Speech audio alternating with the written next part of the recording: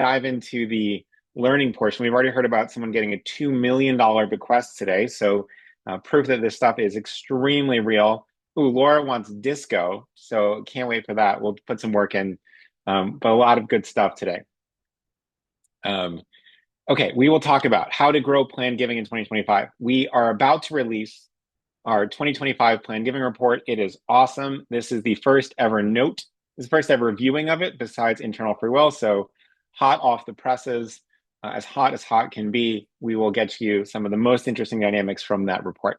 Before we get started, this is approved for 1.0 CFRE credits. What is that? It's professional development. If you're already working on it or you need to renew your CFRE, certified fundraiser, something. What does CFRE stand for? Someone must know. But anyway, just proves that you're an elite fundraiser. And this is one credit. By the way, if you are working through this and you think, oh, I can't wait to next week, I want to rack these up, certified fundraising executive. Fundraising is one word. So I'm not a fan of having the R in there. It should be a CFE. But anyway, you can go back and watch previous webinars and they all count for one. So just so you know where that is. All right, here's the agenda for today. Most importantly, the slides and recording will be sent around later today. We do that so that if you want to furiously take notes, you can. If you want to share it with colleagues and you say, man, minute 12 to 14 was really important. I need everyone to get aligned on this. Or, most people don't know about this. Let's make sure that everyone else gets it. And I also tell you this because someone's going to ask in the chat as we go along, and you can do me the favor of reminding folks. All right, quick intros. My name is Patrick. This is my wonderful, lovely co-founder, Jenny Shia-Spradling. Jenny lives in Seattle. I am currently in Westerly, most often in Brooklyn, New York, Westerly, Rhode Island. As we know, Seattle, later in September, I'm headed out to the South Sound Philanthropy Day in Tacoma, Washington. So if anyone's there, I would love to meet you in person. I am very lucky to keynote that conference. So very excited about that.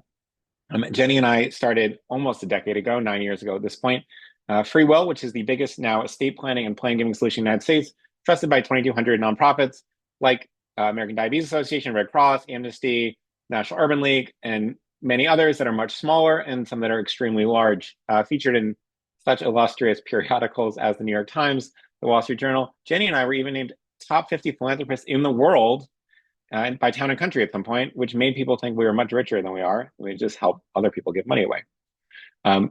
Christina says, eat a clam cake for me and have some Dells. If you have never had Dells lemonade, it is like the nectar of the gods in Rhode Island. So very, very exciting there. Dells is one of those things that's like extremely caloric, but doesn't count because it's summer in Rhode Island. All right, FreeWill has raised nearly $13 billion to date. Again, 2,100 nonprofit partners, more than 5 centuries of combined fundraising experience. I think that in a couple of years, we will hit a millennium of combined fundraising experience, which is very, very exciting. Okay, a gift. So this book is from Oprah's book club, but Phoebe, shout out Phoebe, who puts so much work into all of these. A couple of days ago, Phoebe and I always brainstorm what book to give you. And turns out Phoebe just finished this book called The Emperor of Gladness, which I also just finished totally independently. Kelly says she loved this book. It's by a guy named Ocean Vuong. It is a unbelievably lovely story. It's poignant. It is sad in parts. It's very thoughtful. And so if you are interested in this is a good, I think of this as a good end of summer read. Like by July, you're just ripping through detective novels or romance or whatever. This book has a little more, it's a great story, but it has a little bit more depth. Nicole says she loves the author. I think Ocean's a great first name. And so, et cetera, et cetera. Okay, how do you win this book? Because everyone's asking about it. Make a note in the survey at the end of the session if you'd like to get a copy. So we will send this to you. We apologize in advance if you cry at portions. It is very lovely. So please give that a shot. How's your week going? All right, so generally some good news here. People are feeling great. Happiness is up. Super exciting there. How are we feeling about our goals? Well, a little bit down from last week, but generally holding steady. Overall, we're seeing very strong market performance, and we see a lot of reasons that you all should be relatively bullish this year. All right, let's dive into the importance of plan giving before we get to the survey results. Plan giving provides some certainty, right? So 2025 has obviously been a wild year for nonprofits, federal funding, state funding, stock market's down, right? In April, early April, we had what if we had a recession? What do we do? right? How do we plan around recession? Then it turned out the markets went straight up. So we've had a really big year. Planned giving is one of the most predictable fundraising sources.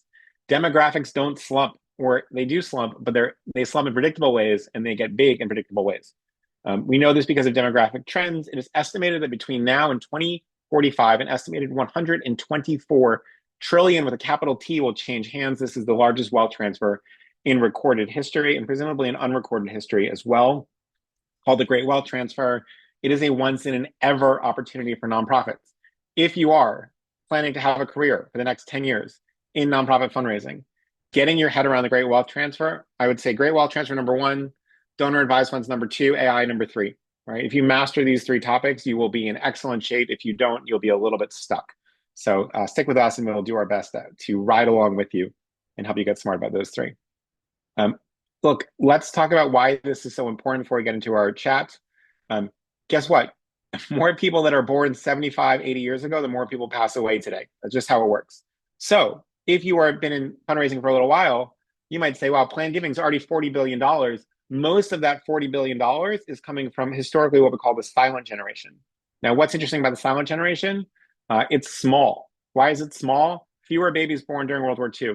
Fewer babies born during the Great Depression, right? You see 1928 hits and boy, things get hard all around. This is, I don't mean to minimize real suffering of folks in the past, but 1931, you aren't thinking, boy, what we really want is another child right now. You're just scraping by. Now, 1945, war is over, right? Separation of servicemen from their wives obviously results in fewer births. Everyone comes home. 9 months later, boom, babies. And now we're sort of on the go all the way through 1964. Now, why is Gen X smaller? Well, people that aren't born, parents that aren't born aren't having kids 30 years later. And so you see this enormous jump. By the way, millennials are bigger because we have more, I'm an older millennial. There are more of us because there are more of our parents, right? Boomers usually had millennials, silents often had Gen X, and so on and so forth. So sort of fascinating trends there. Looking at birth rates, you see this again. Demographers think about birth rates as births per 1,000 women ages 15 to 44. So you see, this is sort of the highest period in recent history. It's obviously much higher in the 1800s. What does that mean? It means people that were born 80 years ago will pass away at some point. And so we're looking here and you see this number going up starkly by 2030, but even by 2020, highest it's ever been in the United States. Share of adults over 65. What's the message here? There are a lot of old folks compared to what used to happen. Right? By 2050, 22% of the population will be over 65. By 2022, it's already 17.3. 2030, it's 20.6, right? Now we'll go back to 1990, which for some of us doesn't feel that long ago. We're embarrassed to say that, 12.5%. So it's nearly doubling in a relatively short amount of time, right? This is a fundamentally different America in particular. These are all American stats, so apologies to our dear friends in Europe, Canada, Australia, and the African continent who are listening. But if you are in what is classically called the West, right, Canada, Australia, Europe, United States, and so on, these demographics are likely to hold true. And in many places like Italy, Spain, where you have even lower birth rates, this is even more true, right? So very, very, very true. Suzanne says, hey, watch who you're calling old folks. Look, old is a self-identifier, right? So we're not calling anyone old that doesn't feel that way. So why is planned giving more important than ever? Baby boomers are entering their prime estate planning years. The oldest boomers are approaching 80. They'll turn 80 next year. The youngest boomers have already reached retirement age. They're no longer working. They're no longer pulling in new income in many cases. And instead, they're living off investments or other things. Obviously, some are still working. Planned giving could be the largest source of giving among what we call small dollar donors, but they're not small dollars when they're doing planned giving, as noted by some of these $200,000 or $300,000 or $500,000 bequests, right? Bonus, when someone includes a nonprofit in their estate plan, their annual giving goes up by about 75%, right? So now we know someone is locked into this charity. They're really excited. We can build a relationship and they're going to start giving up as well. All right, so now let's talk about the report. What is the new data that is informing how we think about planned giving? Let's give you some background. So first, this is our 7th report. Cannot believe we're 7 reports in. And what this is a look at the state of legacy giving in 2025. It shares key trends and insights in estate planning and charitable bequests. It is the only massive data source of real-time decision-making around giving, around charitable giving, around estate planning, right? There's more wills made per year on FreeWill than anywhere else in the world. is drawn from anonymized data. So we're not sharing anyone's personal secrets. We're not telling you who John Doe left the goldfish to. That it's, our hands are clean there. And this period that we're looking for is Jan 24 through May 25. So this is the chunk we do every year. We take a little bit of time to analyze it, a little bit of time to make the report super pretty, and then we release it to the public, which means you. We analyze more than 244,000 estate plans. So this is 244,000 American adults making their own decisions about where everything goes. These are wills and irrevocable living trusts to try and better understand plan giving behavior year over year. It is potentially the best source of data that exists anywhere, right? So let's dive in. Let's look at some insights. First, we're seeing more plan giving. This is great news. Donors committed more than $2 billion to charity in these wills. The total charitable bequest dollars grew 13% year over year, $1.8 billion committed in 2024, $2 billion this year. That's very exciting. The largest increase there is that high asset donors are driving a growing share of those dollars. That's really good news. Donors who reported $7.5 million in assets, this is a rough average, increased their share from 10% of all giving to 13% in 2025. This is one of the things we're seeing across the board, right? We're seeing more asset distribution and major donors driving huge gifts. The highest net worth donors, these are folks looking with more than a rough average of $13 million or more, grew from 12% of all dollars to 15%. So we're starting to shift that a little bit as well. This influenced a 15% increase in average request size. So the gifts are getting bigger. That is exciting. Average request in 2024 is $42,000, 239, 239, right? So that's where we're going.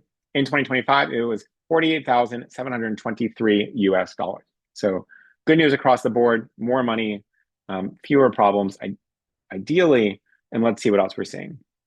You can see, by the way, that the generosity or the willingness to give obviously goes up as assets improve. The sort of sub 100K is a little bit higher than 350K. These are rough, we sort of bucket these in averages. And then 15%, 750, 16%, 17%, 18%, 24%, right? So as more assets accumulate, more happens. Now, why is that smallest number a little bit higher than the medium one? My sense is that when you have younger people making estate plans, and obviously, assets tend to grow with age, many of them don't have kids, and that's why that number as well. Now, insight two, right? We're still seeing that older Americans are doing the bulk of the estate planning, as you might imagine. And online estate planning is happening more and more among older Americans. So this really kickstarted in 2020. We're now 5 years post the dawn of pandemic.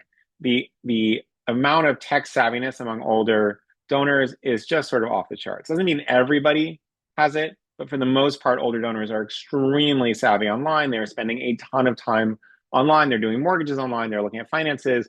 Almost all donor advised fund gifts, which you're getting from major donors, are happening online, right? So you're starting to see this across the board. Americans over 65 and older make up 18% of the population, according to US 2024 data. This group accounts for 29% of all wills created on FreeWill, 27% of all wills that include a charitable bequest, right? So you're seeing a lot of the sort of heavy funding coming from this. When we say older, we mean 65 plus, right? Older, it's all relative. Again, you're not old. You're just older than people who are 64, and we are not debating that. You can see here what percentage of the US population and then what percent of the estate plans made on FreeWill. Now, I looked at this graph for a while last night. I was like, man, something's going on here. How can it be the estate plans made on FreeWill are bigger than the population everywhere? And one thing that's note here is that there is a population that is under 18 and they make 0% of the wills, right? So that's what you're getting a little bit. You're seeing overrepresentation across the board. 85 plus, very small, but 65 to 84, really big chunks of this estate planning. Older donors are the most generous in terms of size of gifts. We'll talk about this in a moment. 65 to 84 contributed 38% of all bequest dollars committed to charity. Average request is $66,000, right? Second highest of any age group. Top spot goes to donors 85 and up, right? Which is good news. You want sort of gifts going up as folks get older, whose average request is $110,000. 85 group saw the largest year-over-year jump in giving, 85% increase in average request size. So shout out to our folks who are oldest among this group, right? Still just a state of mind. 85% increase in bequest size, and these folks are really doing well. If you are 85 and up, you were born when? 1940. So relatively small population of the 85 plus. Really, it's the 80, 70, 80 that's going to start being that big chunk of population. Average gifts by age, you can see this here, right? So no surprise, 1824 the smallest, but that's going up. Interestingly, 1824 surpassed 25 to 44. Now, why might that be? Fewer kids, right? So you might be leaving all of your net worth if you're 24 years old to charity. 25 to 44, a lot of you, folks in that age might have new kids, right? You might be married, less money to charity overall. Then you start to see it shift up. And by the way, 85, you almost certainly have no minor children, right? 65 to 84, you might also have no minor children for the most part. But 85, your grandkids might be, adults. And so at this point, you're leaving more money in charity. Also, one point here is that if you're 85 plus, you are less likely to be married than 65 to 84 because the odds that both spouses make it there is lower. Young people, increasingly charitable. This is great news. Look, Gen Z is showing up for philanthropy and volunteering. Nearly 1 in 5 wills to the bequest came from will makers 18 to 24. For the second consecutive year, this group has the highest charitable giving rate of any bracket. Despite being decades away from traditional estate planning, Gen Z is reinforcing it's never too early to create a will, and the plan giving is for adults of all ages. Now, why would you even think about, I got a charitable bequest from 18, whatever, it's going to be $2,000, $5,000. Why does that matter? It signifies, hey, this is someone who cares about your organization, who treats it almost like family. Let's get them volunteering. Let's get them giving. Let's get them involved early, and then we'll get 50 years of a relationship, right? So it's really important. It's not that you're going to get tons of dollars from Gen Z estate plans in the near term. You can see, obviously, where the actual money lies is 65 to 84, right? And 36 and 45 to 64 as well. Yeah. So the average request size from Gen Z shows up again. 1824 is 1.5x greater than 2023 average. That's good news. And nonprofits that engage with young supporters have a unique opportunity to build lifelong relationships. Some of them will even come work with you, right? They'll be, someone who is a plan giving donor at 23 might be an executive director of the organization at 42, right? As well as being a donor. So very, very interesting there. Other thing we're seeing, right? What is one of the number one problems with plan giving historically? It's I don't know what the heck is going on. Like, it's great to get a random check, but then suddenly, I never hear about this in advance. Well, what we've seen is that 2 out of 3 plan giving donors choose to notify the nonprofit of their plans and say, guess what? I left a bequest for you, and it's $50,000. It's $500,000. It's $5 million. This opens the door for nonprofits to thank and steward their donors throughout their lifetime. Younger donors are the most transparent. 72% of will makers in their 20s and 30s opted into nonprofit sharing. This is really good information because that's where you can build that lifetime of legacy. More than 50% across each decade opted to share their information. So also very cool as well. Okay, number one takeaway for the whole day, right? If you're sort of easily distracted and you're checking email right now, lock in for the next 60 seconds and then go back to whatever else you're doing. Here's what's up. Adults with no children are the best plan giving prospects. More than 3/4 of will makers are parents. Parents account for 65% of all wills that include a charitable bequest. You might think, okay, we've got, most of the money's coming from parents. Yet child-free donors contribute the majority of plan giving dollars, despite being less than 1/4 of all will makers. Let's say this again. Less than 1/4 of all will makers, and yet the majority of all plan giving dollars. 64% of all dollars come from child-free donors, right? So we're 1/4 of the population, 64% of all charitable dollars, 1/4 to 2/3, right? This means you are 3 or 4 or 5 times more valuable than the parent equivalent. Now, this makes obvious sense, right? People want to, especially if you have minor children, you want to make sure they're taken care of. If you have adult children, you want to help give them a head start. But sort of, never married, no spouse. We'll see this in a second. But just incredibly, incredibly important. On average, a bequest from a donor without kids is 2.5 times larger than one from a donor with children. Really good options here. You have volunteers who don't have kids. You have donors who don't have kids. Go talk to them about planned giving. You can see here, what percentage of all will makers have a charitable bequest? Well, 13% of people with kids leave a charitable bequest, 23% of folks without kids. 36% of all charitable giving is people with children. Now, this doesn't mean children under 18. This means offspring, for lack of a better word, right? So your kids could be 45, and still you're going to be less generous because you're supporting your kids, right? There's no value judgment here. But as a fundraiser, we think, okay, someone without kids, I mean, never married, no kids is like a dream plan giving prospect. Does not have children. Now, what's happening here? Why is plan giving shooting up? Well, guess what? The number of people without kids in the baby boomer population is much higher than it is in the silent generation. And Gen Z is higher than it is boomers. Now, why is this? Different societal preferences, different cultural norms. The advent of modern birth control plays an enormous role in plan giving, right? And that sort of shows up in the 50s. So interesting stuff. You can see the average gift value: a woman with kids, $25,000. A woman without kids, $63,000. A man with kids, $37,000. A man without kids, $90,000. Someone who labels themselves non-binary, $12,000 with kids, $70,000 without. $7,000 if you identify as transgender, $7,000 with, $131,000 without. Right, huge, right, really big shifts. Pet owners. My dog is directly behind me, but I think isn't making a cameo today. We'll get some photos at some point. Pet owners created 28% of all estate plans. Non-pet owners made 72%. Yet 21% of pet owners included charitable bequests versus 13% of non-pet owners. Now, we don't have an answer as to why, but this keeps showing up. So if you have a theory, please put it in the chat. Why are pet owners more generous than non-pet owners? And by the way, this holds true for folks with or without kids, right? So Brandon just says pet owners are better people, duh. More empathy. If you don't have kids, your pets are your babies. Really interesting, more empathetic. Pet owners account for 39% of total dollars committed, while representing only 28% of will makers. They also include more bequests on average than non-pet owners, meaning they give to more places. Really interesting dynamic. I don't know how many of you have pets, but just interesting, really changing interaction in the world. I have sort of know older folks that have pets, and it means that when they walk around, especially a dog, they walk around wherever they live, a dozen people will stop to talk to them. Oh, what breed is that? How does that work? Where otherwise they would just sort of walk alone through the world. It's really, really interesting. So anyway, also shout out to our non-pet owners. You're great people too. I think there's a little bit of brigading here against the non-pet owners. Okay, let's go back to this. Number of estate plans with a charitable bequest, right? You can see if there's a pet included in the will, 21%, 13%. So big gaps. I mean, this is almost a 50% increase in the number of gifts, right? So now what are we looking at? Hey, maybe you don't have kids and you have a pet, right? If I walk into a house and I see, little dog food on the side, even if I don't see the dog, this is going to be a great plan giving prospect. And by the way, I don't think we're going to cover this today, but some of you are animal shelter organizations or animal rights organizations.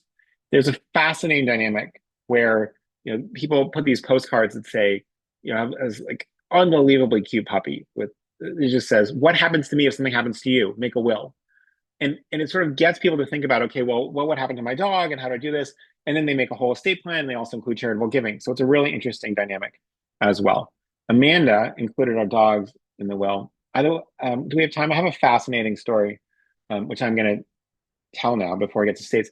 I don't know if Brian Peterson is on the call from Human Rights Watch. He's amazing. But he told me this story at some point where there was someone passed away and they had a cat that they really loved. This is in New York City. And the cat had a little white spot on it or whatever.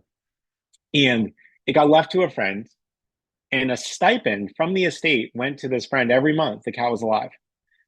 And then at some point, the rest of the family was like, this cat's living a long time. Like, why we keep paying the stipend out? This cat living so really a surprisingly long time for a cat. It turned out that the cat had passed away and been replaced several times, so that that friend kept getting the stipend from the account. So you got to watch out for that stuff. But generally, some really interesting stuff.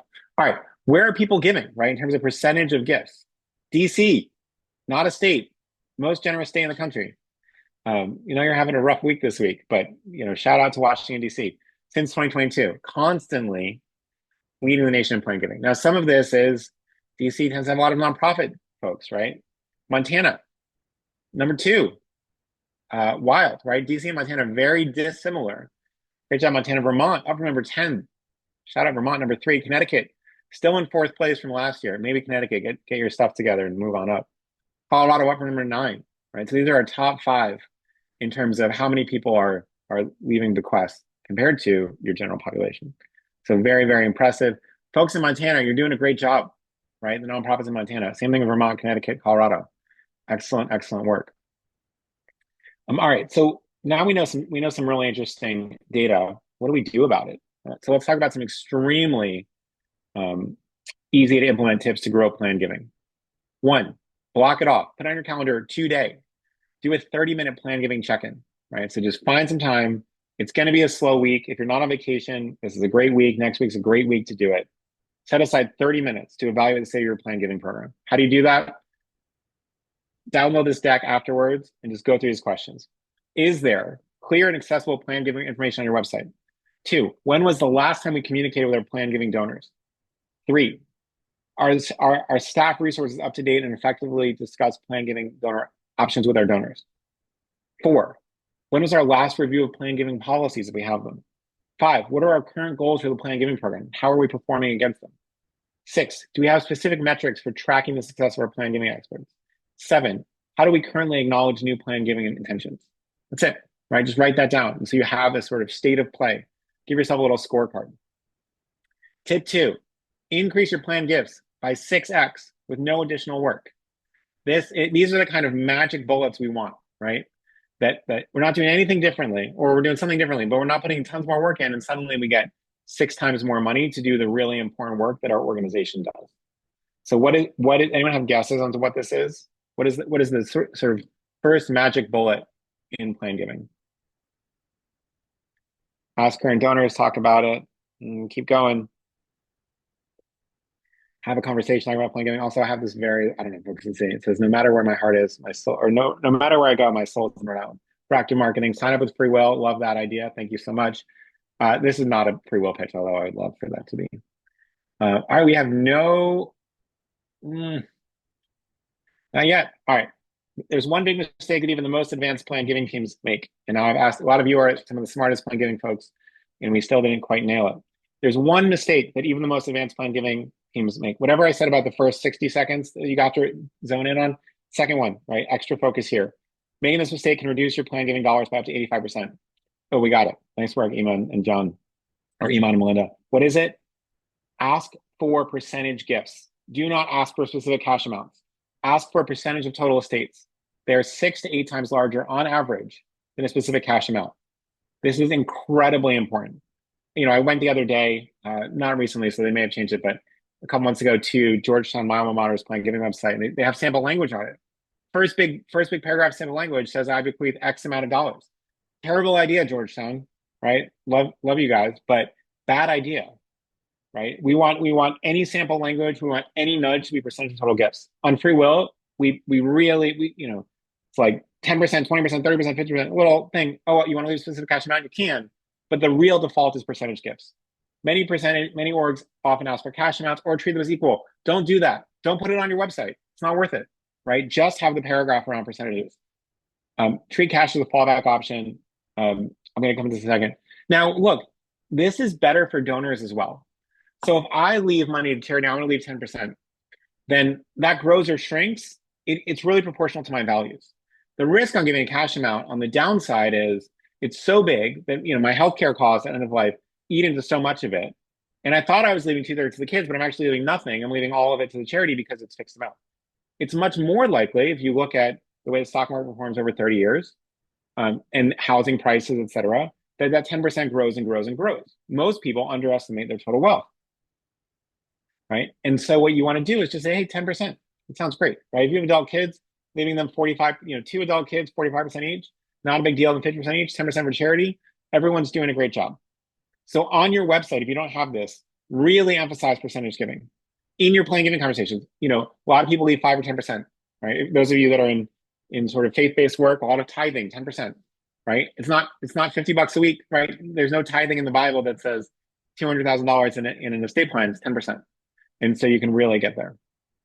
Jen says it's a good idea to give us a suggested percentage. Yes, it can be, right? But Jen, here's the way you do it. You say, look, many donors choose to leave 10 or 20 or even 50% to charity. Can I tell you more about that, right? Other people do this. Would you like more information? It's a very gentle way.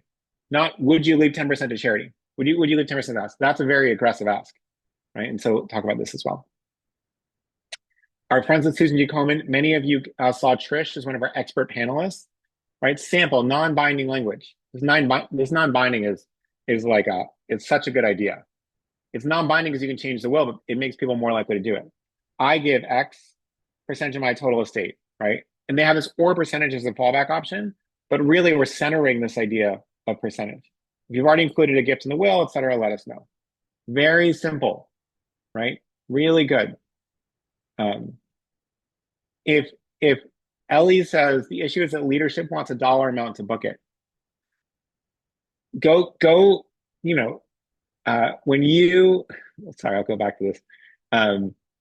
Maybe, sorry, that might be Eli with one L, but Eli, let me know.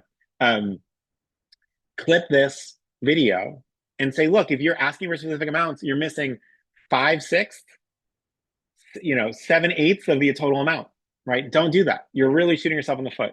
So, Hilda, great to see you. Hope everything's well in Miami. Send your leadership this clip. Nikki, it's very similar to language on the FreeWill platform as well. So check that out. Tip 3, figure out how to bridge the gap. Look, fundamentally, we go back to that sort of wavy numbers of low silence, high boomers, low Gen X, high millennials, lower Gen Z, right? This sort of echoes of generations. Gen X is a much smaller generation than boomers. You can be doing an equally good job as you've done with boomers, fundraising from Gen X, and you will get less money because there's just fewer of them.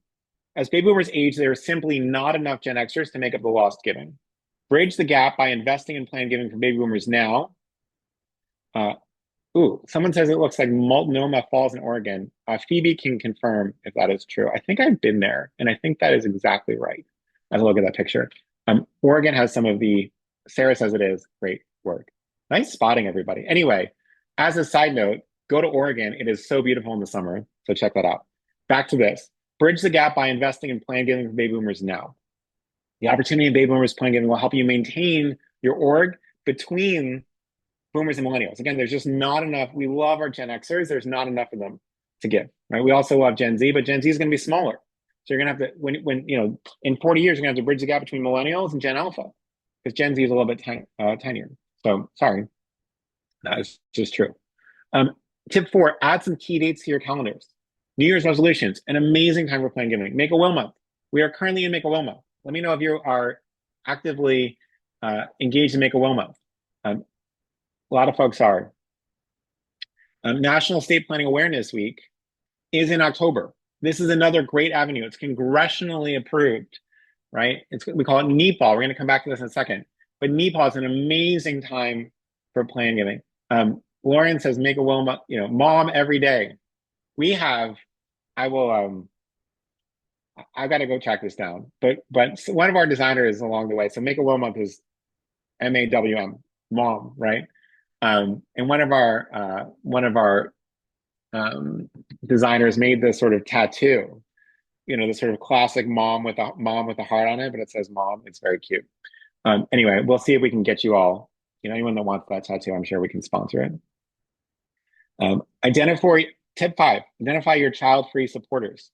Single and married individuals without children are by far your best play giving prospects. We talked about that. It's not even close, right? Many of you won't know which of your donors are kid-free. So how might we tactfully identify donors without kids? We don't want to be like, hey, who has no kids? Raise your hand. We don't do that, right? It's not going to be as well. Use a question in your surveys. This is a great way to do it. It's very thoughtful, very tasteful.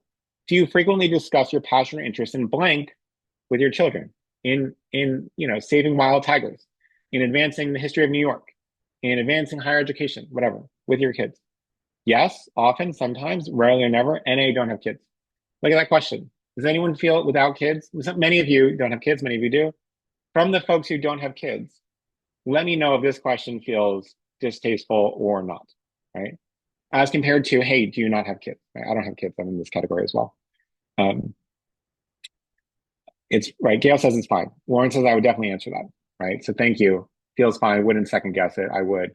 Right. So it's very helpful to have a, live focus group here. No issues with it. I wouldn't be offended by that, etc. Now, Judith or Lauren says, take my money. Melissa, if I said, hey, we're looking for people who don't have kids. Do you not have kids? You'd be like, what is going on here? Leave me alone. Right. So it's very different view. Oh, Lauren has the Make-A-Wish tattoo file there, if that's shareable. So anyone wants a tattoo, just send us a picture when you get it. Okay, Bonus tip, remember the legacy piece of legacy giving. Once you understand your legacy donors' motivations for giving, consider initiating a conversation around family giving. What do we mean here? Hey, do you have hopes or wishes for how your family might continue your legacy of giving and remain connected with us in years to come? Offer opportunities for families to get involved with your work. Family Volunteer Day, right? So, think about how fun it was to sort of when you have to bring your parents to school day, right? Or bring your son or daughter or whoever to work, right? This idea of being able to share what my normal life is really important. And so if you have donors or volunteers who are heavily invested, say, look, you know, if your kids ever want to come by, your adult kids, your young kids, whatever, and show what you're putting so much time and effort into, we'd love to show off how we're feeding folks at the food pantry, how we're helping people at the museum. Really cool idea as well. Last tip, IRAs make great gifts, right? These are individual retirement accounts, not the Irish Republican Army. Just to be extra clear here, it is common to forget about beneficiary designations for non-probate assets, especially IRAs. There is currently, say it with me, $17 trillion in IRAs, capital T, right? $17 trillion in IRAs because the stock market has been off the charts in the last 30 years. So if you are someone who started building your IRA in 1979, boy, you have a bucket of money in there. Oh, and by the way, that money is going to be taxed, even if you are below the estate tax threshold, because that's all pre-tax income.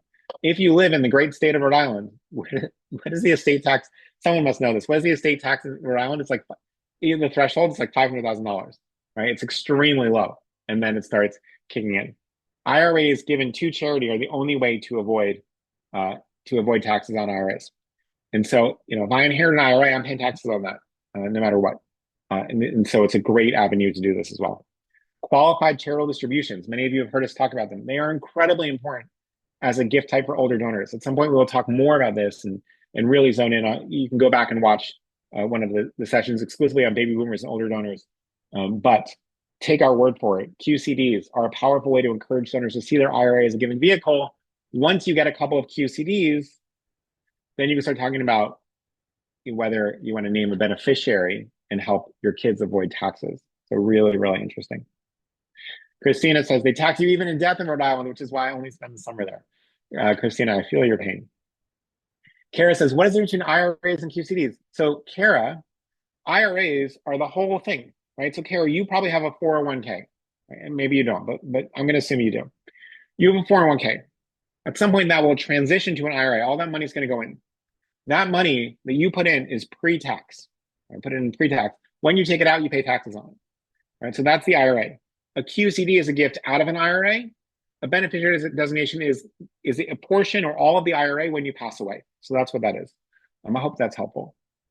All right, we're going to wrap up. We're going to take a couple of questions, but I want to talk through some resources first and foremost. First of all, one more time, just shout out to Phoebe, who's dropping a survey in the chat. Phoebe worked so hard on this, and the whole team worked extremely hard on the plan giving report. So Dina, Alicia, Christina, Bianca, I'm sure a bunch of other folks. Plan giving report is a big team effort. But before we get to that, also in the survey, turns out Phoebe's favorite book of the summer also happens to be my favorite book of the summer, which is the Emperor of Gladness. I promise it is great. It's not going to make you happy the whole time. It's very moving. You might cry, but worth it. It's just beautiful literature. So we are giving away 20 of these as a gift. Make a note. Next Tuesday, August 26th at noon Eastern, 1 week from today, we are doing an awesome session. So we have two different experts in plan giving. One works at an advocacy organization, one works at an animal shelter, right? A humane society. So come check that out. We're going to basically look at real case studies of how organizations are thriving with what we call NEPA, National Estate Planning Awareness Week. So that is coming up. That is in October, which means you have time to plan. And it's a relatively simple campaign. 1 or 2 emails during that time can really drive a lot of legacy gifts. We really look for these sort of punchy moments where you can do it, you can sort of bottle it up, put some effort in, and get real results. So if you want to hear about what kinds of strategies lead to great results in National Estate Planning Awareness Week in October, and you want to hear from people who are getting real results, come. So that will be next Tuesday. Janelle says that she saw Ocean Vuong, the author of the book we just gave away, perform in New York, and he was an amazing poet. I believe that. Okay, coming soon. FreeWill's plan giving report. Look at it. Look at how pretty it is. From 244,000 estate plans created, we're going to analyze by gender, marital status, pet ownership, more states.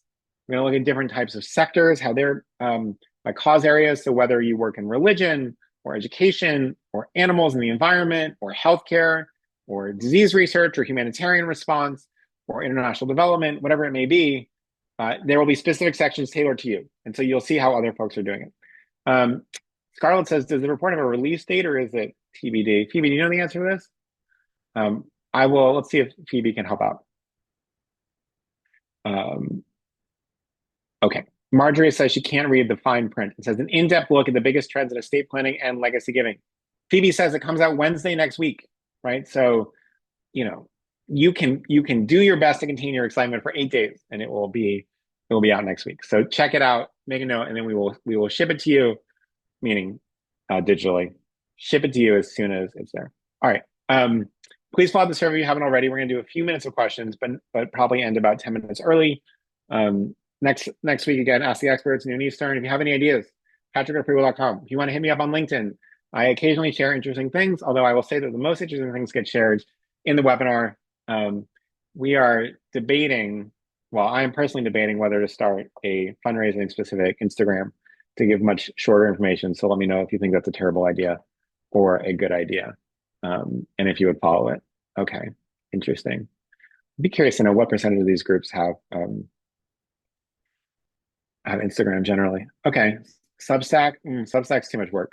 I want to be able to share some news and record some insights. So interesting stuff. Yes. All right. We'll see. Well, I'm gonna heads down with Phoebe and we'll figure out the Instagram strategy. Okay. We have a couple of questions. Well, we have lots of questions, but we're only gonna answer a couple because we have 1,200 people on this call, so we're not gonna get to all of them. Great. Ooh, good questions. Jeffrey says, what about percentage of a retirement plan? So this sort of percentage idea goes really well with 401ks or wills. So you might say many people include a percentage of their IRA, right? Or designate a percentage of their IRA to charity as a way to help their kids save on taxes. Is that something you'd be interested in doing, right? It's a great avenue as well. Victoria says, I'm interested in your grant writing software. So anyone can go to grantassistant.ai and check that out. Victoria, if you shoot me a note at patrick@freewill.com, I will check that out as well. Anonymous attendee says, do you have any thoughts on how the child-free suggestions might apply to private education? We are serving the children of donors. Well, you may have alumni, and those alumni may be child-free. Now, of course, you can always just get, parents also give planned gifts. And so it's, you're welcome to do it. And if you're doing private education, you are on average serving wealthier folks, right? Just sort of definition of private education. You might also want to think about aunts and uncles, right? You might want to sort of think about how do you embrace the sort of broader family of the kids, right? So that's a really interesting dynamic. Oh yeah. This is a great advice. What is your advice for getting around the attempts of financial management companies to require nonprofits to establish an inherent IRA, even though it seems as regulations state those are for individuals? So this is a good question. This is a giant pain in the neck for nonprofits. Let's say that you get someone leaves your entire Merrill Lynch IRA. Merrill Lynch often wants you to sort of set up its own IRA. Sometimes they want extra data. Now this is because they are responsible for what's called AML, anti-money laundering, KYC, know your customer. So they have a lot of, they're not just being jerks, although sometimes it feels that way. What's happening is they have a bunch of regulations. Banks are among the most regulated entities in the United States. And so, you end up with really trickiness. You can often sort of, the sort of middle management is not going to give you the flexibility. You got to try to reach higher management. In some cases, I would CC the attorney general. So it's really, you got to push them on it. It requires exceptions. Their processes are not set up for that. My guess is that as these become more common, you're going to get a lot more streamlined elements. So I wouldn't shy away from QCD giving as well. Best practices for when an org receives a new plan giving intent form, meaning what Veronica says, what do you do when someone says, hey, I left you the will? So first, a phone call from the CEO would be great. it's a great time to ask more. Wow, this is so wonderful. We'd love to hear more about what inspired this gift. And that way you can start to look for other opportunities to get them involved, whether it's real-time giving, right? Or whether it's volunteering or something else. So really interesting stuff as well. All right, one last question. Do we have more demographic groups? So we don't have things like race or ethnicity. We don't collect that, so we don't have that. But we do have a lot of age, gender, marital status, the stuff that's provided in the estate plans, geography as well, and so forth. Financial advisors can sometimes be gatekeepers and don't want donors to put estate gifts on file with the orgs. Any tips? Yes, ask for it, right? Most of you are not asking if somebody has made a gift. And generally there's a lot of connection with the nonprofit. So if you're asking a donor directly, the financial advisor is not going to block them. Okay, we are roughly out of time. I'll give you 10 minutes to move to your next meeting. I hope you all are having a wonderful summer. It means so much that you are here. I know that some of you may even be dialed in from vacation, which is a terrible idea, but we're so grateful for it. We will see you next week with a couple of experts that I'm very excited about to talk about very specific tactics during October that will net you a whole bunch of planned gifts. So please come to that. Have a wonderful summer and wonderful what remains of summer. It's technically one more month, but many of you are bringing your kids back to school and that's fading out very quickly. We'll send you the slides and the recording after the fact. And if you need anything else, just shoot me a note. Again, thank you, Phoebe, for all your hard work and as well the rest of the team on the report. As you can imagine, big team effort. FreeWill's about 200 folks. And, becoming the biggest plan giving tool and biggest estate planning tool in the world was not easy. And it was a big collective effort. So proud to work with all of those folks. Enjoy the rest of the week. Talk to you all soon.